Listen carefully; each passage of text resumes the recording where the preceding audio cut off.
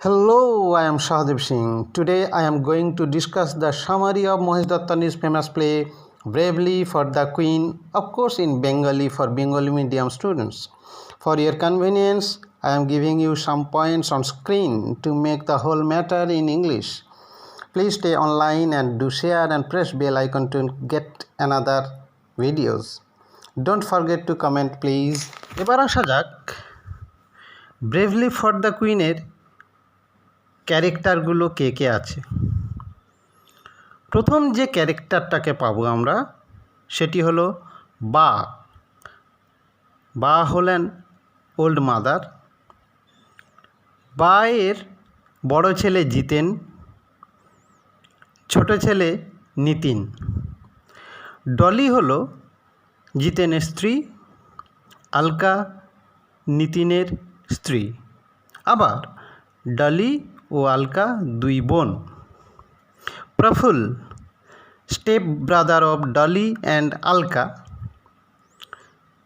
এরপর আছে শ্রীধর, যে ত্রিবেদী পরিবারের একটি অ্যাড এজেন্সি আছে, তার এমপ্লয়ি কাম অ্যাসিস্ট্যান্ট।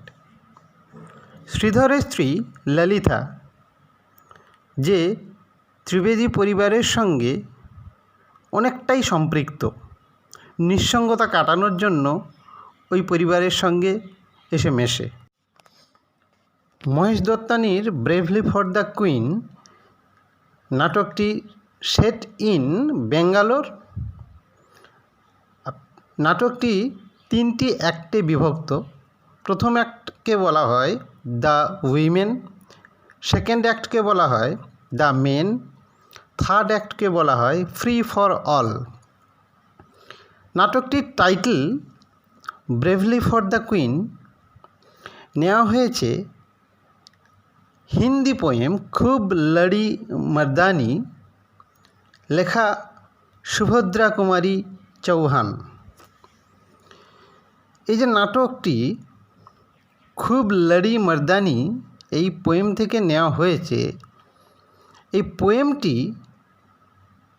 ঝাঁসি রানী লক্ষ্মীবাঈর বীরত্বের কাহিনীর উপরে রচিত।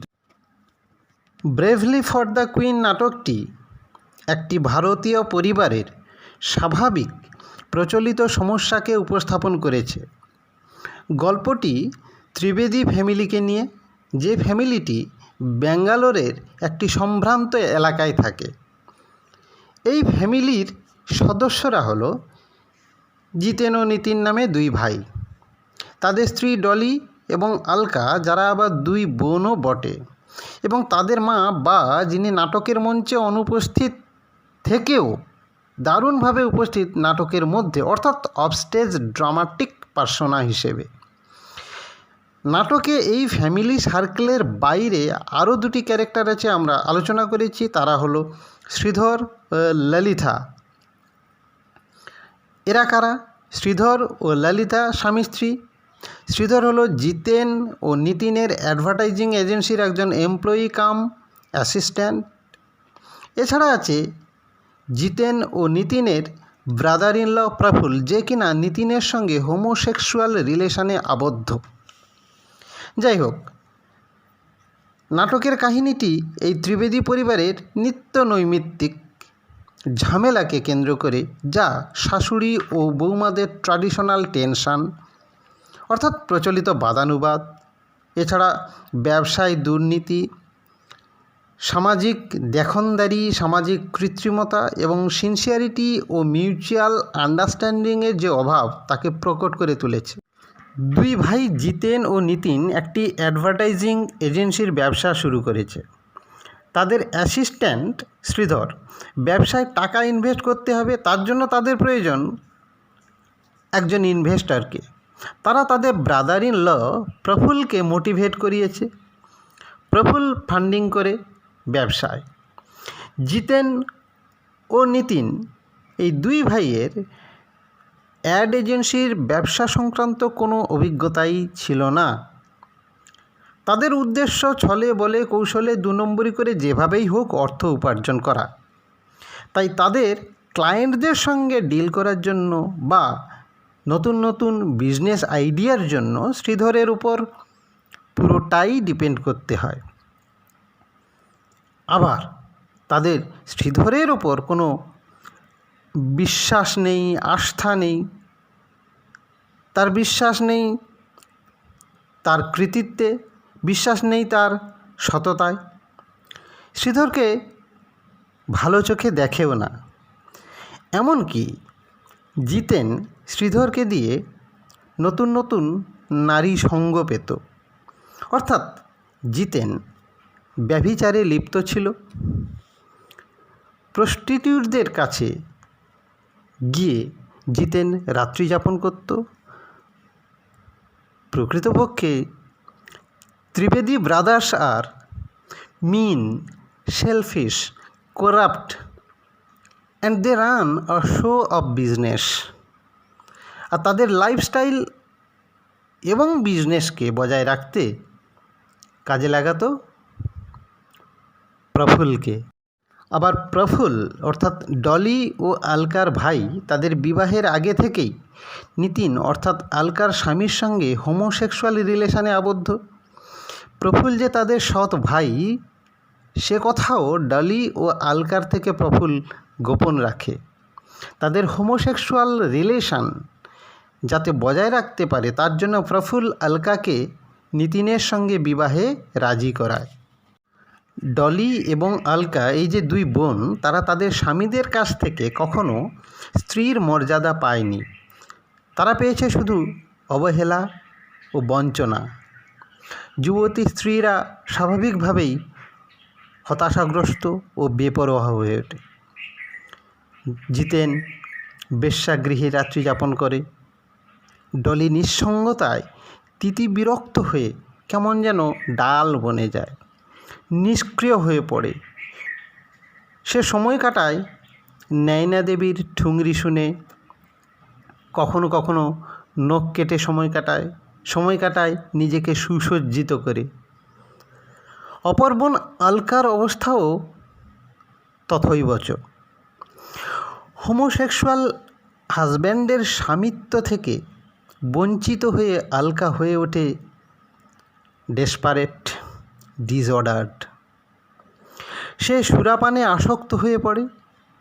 এই ভগিনীদ্বয় সম্ভ্রান্ত পরিবার পেয়েছে ঠিকই, কিন্তু বৈবাহিক জীবনে তিক্ততা পেয়েছে শতগুণে বেশি। জীবনে তাদের নেই কোনো উৎসাহ, নেই কোনো সুখ শান্তি। তাদের জীবনে নেই কোনো আশা, নেই কোনো অর্থ। জীবনের কোনো উদ্দেশ্যই আজ তাদের নেই। তাদের জীবনে এই চরম যন্ত্রণার কেন্দ্রে আছে তাদের শাশুড়ি বা, the invalid mother of Jiten and Nitin. বা মঞ্চে ইনভিজিবল হলেও মঞ্চের পেছনে সে চিৎকার চেঁচামেচি করে, আদেশ নির্দেশ করে, বেল বাজানোর মধ্য দিয়ে থাকে সক্রিয়। এই ইনভ্যালিড বায়ের প্রভোকেশনে তাদের অপরিণত পুত্রেরা তাদের স্ত্রীদের উপর পাশবিক অত্যাচার করে। অবশ্য বাও তার স্বামীর হাতে অত্যাচারের শিকার হয়েছিলেন।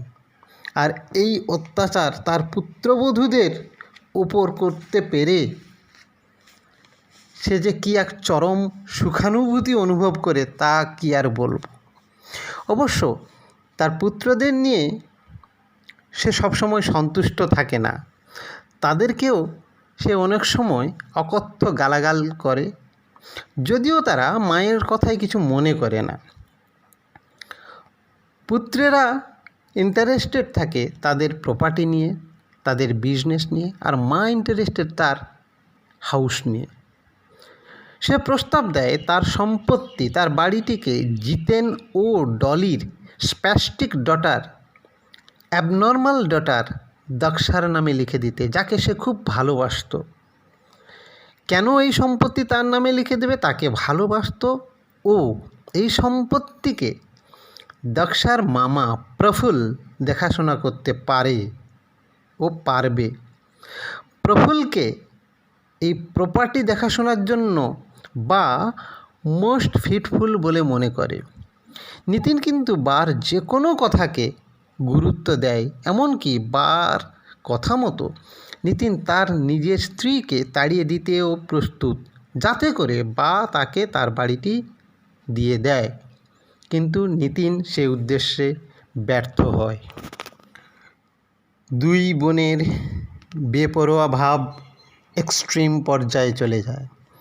তারা আর তাদের পতিদেবতাদের থ্রেটেনিং অ্যাটিটিউড বা ভায়োলেন্সের কাছে নতি স্বীকার করে না।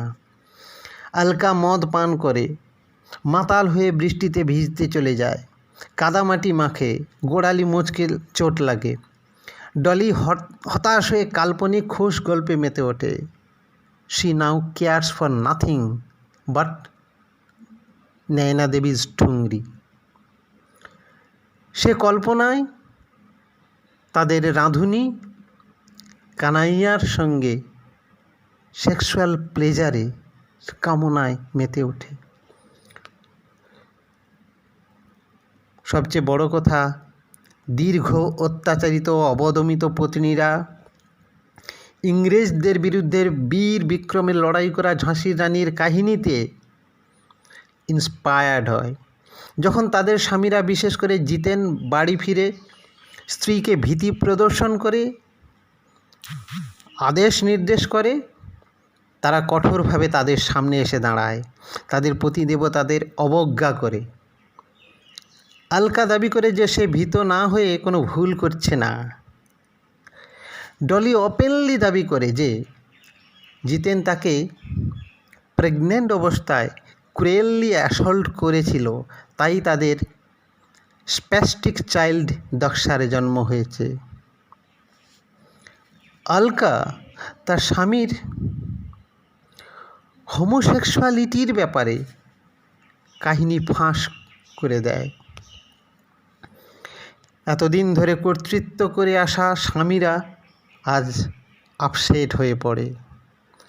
জিতেন ক্রুদ্ধ হয়ে বাড়ি থেকে বেরিয়ে যাওয়ার সময় বাড়ির বাইরে এক ভিখিরি মহিলাকে গাড়ি চাপা দিয়ে মেরে দিয়ে চলে যায়।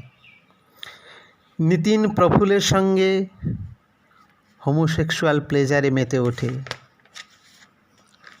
অবশ্য শ্রীধর ও তার স্ত্রী ললিতা ত্রিবেদী ফ্যামিলির ব্যাপারে এখন টোটালি ডিসইলিউশন হয়। তারা আর ত্রিবেদী ফ্যামিলিকে ভয়ও করে না, সমীহও করে না। শ্রীধর পুলিশে খবর দেয় যে জিতেন বেগার উইম্যানটিকে গাড়ি চাপা দিয়ে হত্যা করেছে। গল্পের শেষ হয়, কিন্তু অবস্থার পরিবর্তন হয় না। শুধুমাত্র অত্যাচারিত পত্নীরা সোচ্চার হয়ে ওঠে তাদের প্রতি অন্যায়ের বিরুদ্ধে। পুরুষরা একই রকম থেকে যায়। গল্পের রানী সাহস সঞ্চয় করে। সাহসী মহিলা রানীর মতো, ঝাঁসি রানীর মতো পিতৃতান্ত্রিক সমাজের সীমারেখার বাইরে বেরিয়ে আসার চেষ্টা করে। এখানেই সমাপ্তি।